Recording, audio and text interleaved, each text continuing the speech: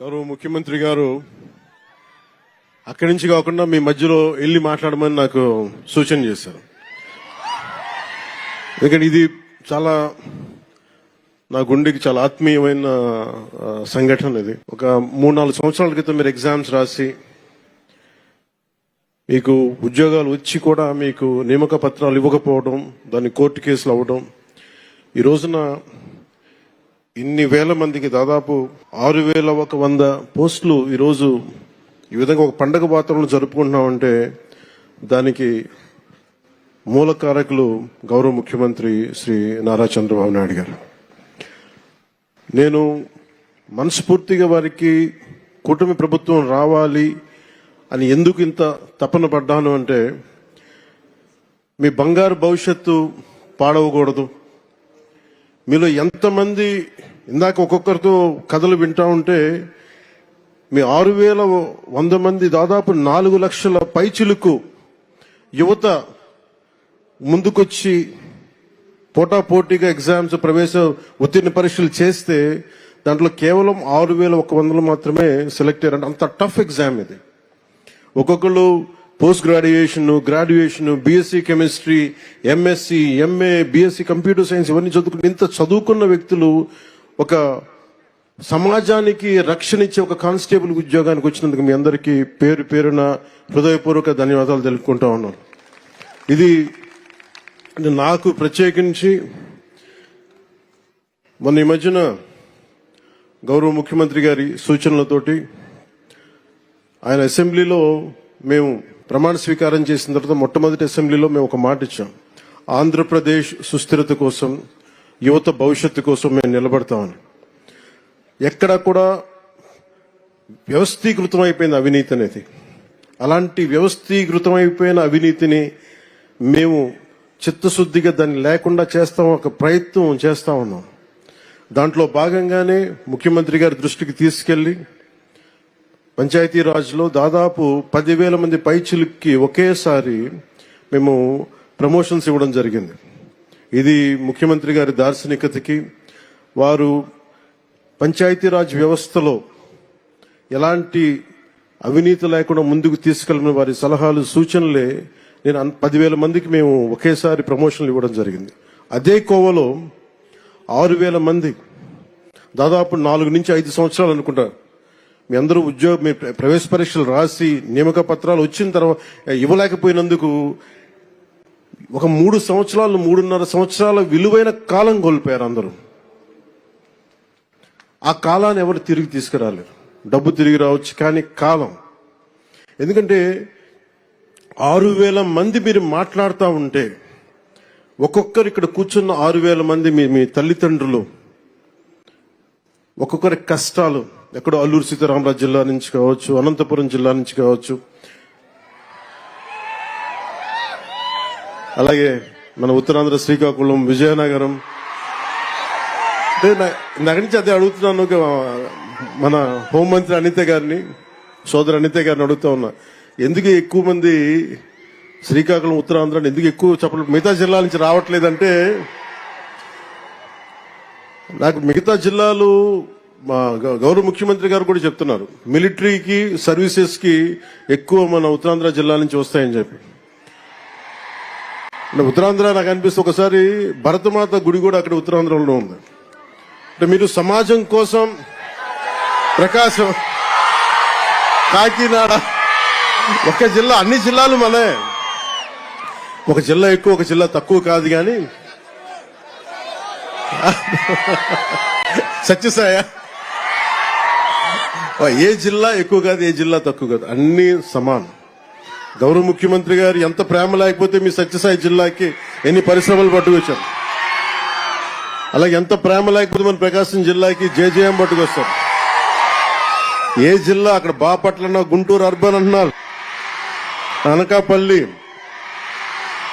తిరుపతి, 1-2 ఇలాంటి పండగ వాతావరణం సందర్భంలో ఒక వ్యక్తి లోటు బలంగా తెలుస్తుంది. సోదరులు, గౌరవ మంత్రివర్యులు, ఐటీ మంత్రివర్యులు శ్రీ నారా లోకేష్ గారు లేని లోటు చాలా బలంగా తెలుస్తూ ఉంది.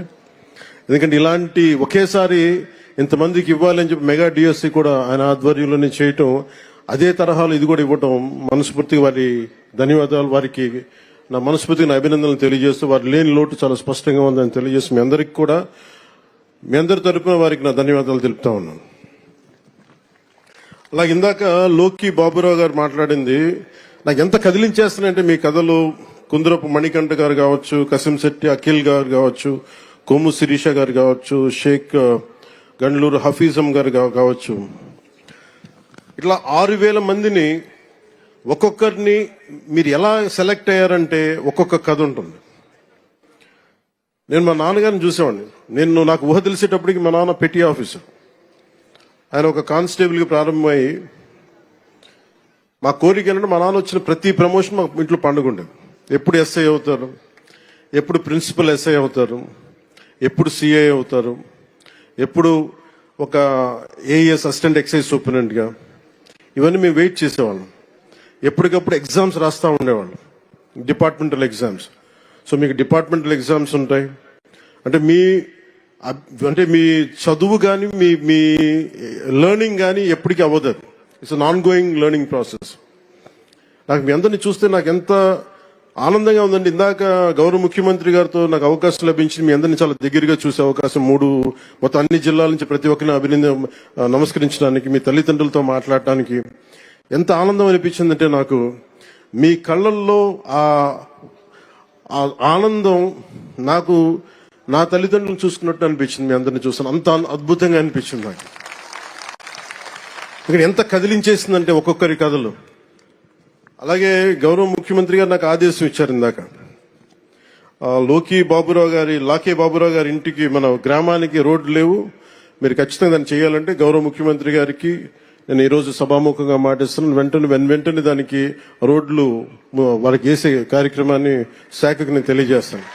అంటే నాకు ఏమి నచ్చింది ఇంట్లో అంటే, మీరు కాకి చొక్కా వేసుకుంటే అది మీ గుండె ధైర్యానికి సూచన. అది అందరూ భయపడతారు ఇలాంటి బాధ్యతతో కూడిన ఉద్యోగాలు చేయాలంటే. కానీ మీరు ఎదురొచ్చి సమాజం కోసం మీరు చేస్తున్నారు సేవ, సమాజం కోసం మీరు సేవ చేస్తున్నారు. దాదాపు ఇన్ని కోట్ల మంది జనానికి మీరు ధైర్యం ఇస్తున్నారు. అలాగే నేను మేడం అనిత గారికి కూడా చెప్తా ఉన్నాను, మీకు విధి నిర్వహణలో మీ మీద చిన్నపాటి కించపరిచిన మీ ఉన్నతాధికారులు మీకు అండగా ఉండాలని మనస్ఫూర్తిగా నేను కోరుకుంటున్నాను. ఎందుకంటే ఒక కానిస్టేబుల్ అనే ఒక పదం మీద ఎవరన్నా సరే గొంతెత్తుదామంటే, ఈరోజు మీ అందరి కథలు ఏమి అర్థమైనాయి అంటే, 5 కోట్ల మంది ప్రజలకి, దేశ ప్రజలకి ఒక ఉద్యోగం కోసం మేము ఎంత తపన పడతాం, ఎంత కష్టపడతాం. కేవలం 2 ఆడపిల్లలనే పెట్టుకొని ఒక వెనకబడ్డ కులాల నుంచి వచ్చిన ఎంత కష్టపడతాం, ఇది ప్రజలకి తెలియచేయడం చాలా చాలా చాలా అవసరం. చాలా ఉత్తేజాన్ని ఇచ్చారు మీరు, చాలా ఆనందాన్ని ఇచ్చారు. 2022లో కానిస్టేబుల్ ఉద్యోగాలు భర్తీ చేస్తూ ఉంటూ ఆర్భాటంగా నోటిఫికేషన్ ఇచ్చారు. కేసుల రూపంలో న్యాయపరమైన చిక్కులు ఎదురైతే పట్టించుకోకుండా వదిలేశారు. ఉద్యోగ నియామకాలకు ఉన్న అడ్డంకులను తొలగించడం ఎలా అని కనీస ఆలోచన కూడా చేయలేదు.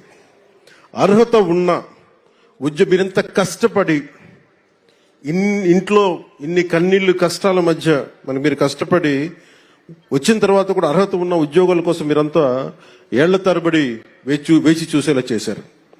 మీరు కోల్పోయిన 3 ఏళ్ల కాలం మేము తిరిగి ఇవ్వలేం, కానీ గౌరవ ముఖ్యమంత్రి గారు మీకు భరోసా ఇచ్చారు. ఈ రోజున కార్యక్రమం గౌరవ హోంమంత్రి గారి అనిత గారి ఆధ్వర్యంలో మేము ఉన్నాం. గత ప్రభుత్వంలో జరిగిన నష్టానికి మేము తిరిగి మీ కాలాన్ని తీసుకురాలేం, కానీ మేము మీకు అండగా ఉంటామని చెప్పి చాలా పెద్ద మనసుతోటి పండగ వాతావరణంలో చేయించిన గౌరవ ముఖ్యమంత్రి మన నారా చంద్రబాబు నాయుడు గారికి మనస్ఫూర్తిగా నా ధన్యవాదాలు తెలియజేస్తాం. కూటమి ప్రభుత్వం అధికారంలోకి వచ్చిన వెంటనే కానిస్టేబుల్ నియామకాల ప్రక్రియ తక్షణం పూర్తి చేయాలని సంకల్పించింది. ఒక దృఢ సంకల్పంతో ఇందాక గౌరవ ముఖ్యమంత్రి గారు చెప్పినట్టుగా న్యాయపరమైన చిక్కులు తొలగించే పనిని చేపట్టింది. మీ నియామకానికి చట్టపరంగా ఎలాంటి ఇబ్బందులు లేకుండా చేసిన తర్వాత అన్ని రకాల పరీక్షలు పూర్తి చేశారు. ఒకే రోజున ఒకేసారి ఇంతమందికి నియామక పత్రాలు అందజేయగలుగుతున్నారంటే ఇది గౌరవ ముఖ్యమంత్రి గారి దార్శనికతకి, సోదరి హోంమంత్రి అనిత గారి పట్టుదలకి, ఇది కూటమి ప్రభుత్వ నిబద్ధతకి నిదర్శనమే. 6,100 పోస్టులకి నోటిఫికేషన్ ఇస్తే 6,014 మంది ఎంపిక కాగా 5,757 మంది ఫిట్నెస్ పరీక్షలు దాటి శిక్షణకి అర్హత సాధించారు. అందులో 1,062 మంది మహిళలు కూడా ఉండడం చాలా చాలా ఆనందంగా ఉంది.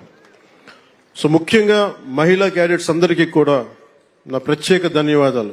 మీరు ఈరోజు ఎంత ధైర్యం ఇచ్చారంటే అసలు మీ అందరిని ప్రత్యేక సన్మానం చేయాలి. మీ అందరికీ, మీ ఇంట్లో మీ తల్లిదండ్రులకి, మన రాష్ట్ర ప్రజలకు ఎంత ఉత్సాహం ఇచ్చారంటే ఒక్కొక్కరు ఒక ఝాన్సీ రాణుల్లో ఉన్నారు. మీరు అందరూ మాట్లాడుతూ ఉన్నారు. ఈసారి కానిస్టేబుల్ పోస్టులకి ఎంపికైన వారిలో 4,051 మంది, సుమారు 67% మంది ఉన్నత విద్య అభ్యసించిన వారు ఉన్నారు. 810 మంది బీటెక్, ఎంటెక్, బీసీఏ వంటి సాంకేతిక కోర్సులు పూర్తి చేస్తే 2,094 మంది గ్రాడ్యుయేషన్ పూర్తి చేశారు. 314 మంది పీజీ, ప్రొఫెషనల్ కోర్సులు పూర్తి చేసి కానిస్టేబుల్గా ఎంపికయ్యారు. మీ చదువు సమాజానికి ఉపయోగపడాలి. మీ సాంకేతిక నైపుణ్యం సైబర్ నేరాలను అరికట్టడానికి ఉపయోగపడాలి.